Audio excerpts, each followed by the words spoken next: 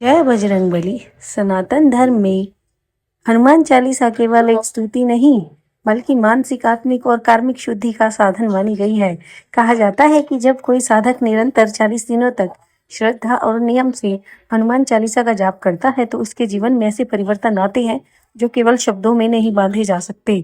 भारतीय साधना परंपरा में 40 दिन को एक पूर्ण चक्र माना गया है।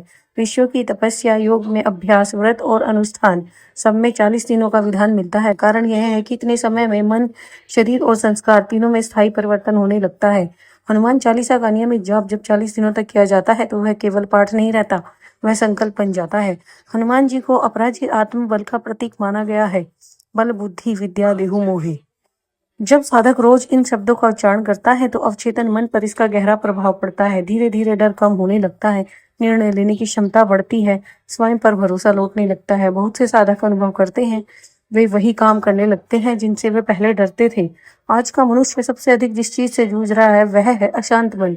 हनुमान चालीसा का नित्य पाठ चिंता को शांत करता है, अनावश्यक भय को कम करता है, नकारात्मक विचारों को कमजोर करता है। कहा जाता है कि हनुमान जी वहां विराजते हैं जहां राम नाम और शुद्ध भावना होती है।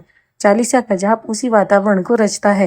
हनुमान जी को अतुलित बलधाम कहा गया है। नियमित जाप से शरीर में स्फूर्ति आती है, आलस्य और जड़ता कम होती है, मन अधिक स्थिर और सजग बनता है। यह केवल आध्यात्मिक विश्वास नहीं बल्कि नियम, उच्चारण और श्वास प्रश्वास का संयोजन भी है जो शरीर पर सकारात्मक असर डालता है।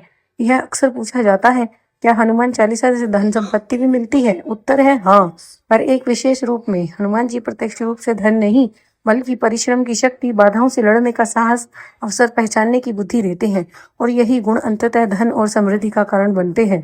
40 दिन के अनुष्ठान के बाद कई साधक बताते हैं कि रुके हुए काम बनने लगते हैं, नौकरी, व्यापार या परीक्षा में सफलता मिलती है, अनावश्यक खर्च कम हो जाते हैं। हनुमान चालीसा को संकट मोचन पाठ कहा गया है। नित्य जाप से अनजाने भय कम होते हैं, बुरी आदतें छूटने लगती हैं, नकारात्मक संगति से दूरी बनने लगती है। विशेषकर जब कोई व्यक्ति जीवन के कठिन दौर से गुजर रहा हो तब यह साधना आंतरिक संबल बन जाती है। यदि इसका पूर्ण लाभ चाहिए तो एक निश्चित समय चुने, एक ही स्थान पर बैठे, साफ मन और श्रद्धा रखें। रोज कम से कम एक बार पूरी चालीसा पढ़ें, बीच में क्रम ना तोड़ें। यदि एक दिन छूट जाए तो साधना पुनः प्रारंभ करना श्रेष्ठ माना गया है।